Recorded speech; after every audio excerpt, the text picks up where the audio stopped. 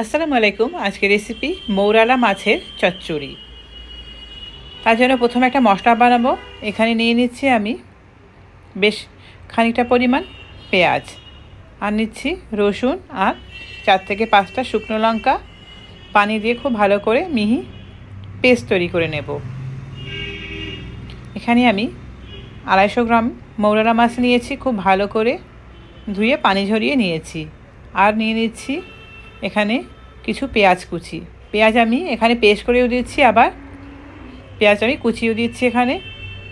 অর্থাৎ এই মাছে পেঁয়াজের পরিমাণটা একটু বেশি দিলে টেস্টটা ভালো আসে। আর যে মশলাটা পেস্ট করেছিলাম সেটাও দিয়ে দিচ্ছি। আমরা সাধারণত সব বড় মাছগুলো ভাজা করে কষা করে রান্না করে থাকি, তার চাইতে আমার কাছে কিন্তু এই ছোটো মাছটা সবথেকে বেশি টেস্টফুল মনে হয়। আর এই মাছটা এইভাবে হাতে মেখে রান্না করতে হয়। তো দিয়ে দিচ্ছি এখানে স্বাদ মতো লবণ মশলার মধ্যে, আর দিয়ে দিচ্ছি হলুদ। যেহেতু এটা টক দিয়ে রান্না করব, আর কোনো মশলার প্রয়োজন হবে না, লবণ আর হলুদটা দিয়েই এই রেসিপিটা তৈরি করছি। এখন দিয়ে দেবো বেশ খানিকটা পরিমাণ সর্ষের তেল। সর্ষের তেলটা দিলে মাছের টেস্টটা এবং একটা সুন্দর একটা স্মেল আসে। এখন হাত দিয়ে খুব ভালো করে মাখিয়ে নেব মশলার সঙ্গে মাছটা। এইভাবে হাত দিয়ে মাখিয়ে যদি মাছ রান্না করা যায় ছোটো মাছগুলো, আমার কাছে কিন্তু এইভাবে খুবই টেস্টফুল মনে হয়।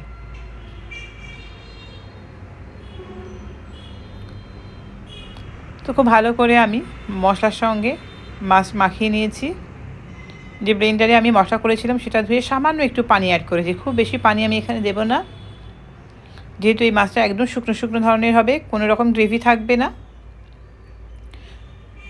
এখন ঢাকনা দিয়ে ঢেকে এটা রান্না করব কিছুক্ষণ।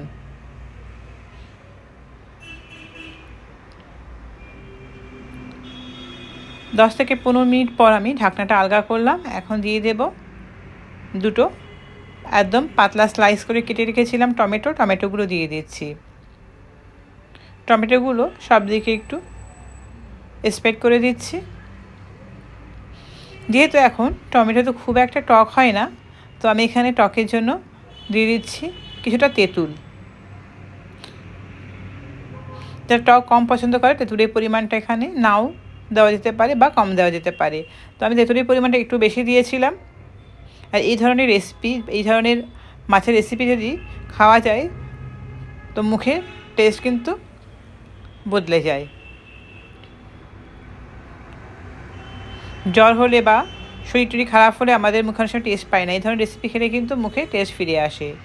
তো আমার তৈরি হয়ে গেছে একদম মৌরলা মাছের চচ্চড়ি। দেখুন একটুও কিন্তু পানি বা গ্রেভি কিচ্ছু নেই, যেটুকু ফুটছে সেটুকু ওই সর্ষের তেলটাই, একদম পুরো শুকনো ড্রাই হয়ে গেছে। তো আমি গ্যাসের ফ্লেমটা অফ করে দিয়েছি। রেসিপিটা কেমন হলো কমেন্টে অবশ্যই জানাবেন। দেখা হচ্ছে নেক্সট রেসিপিতে। ওকে, বাই।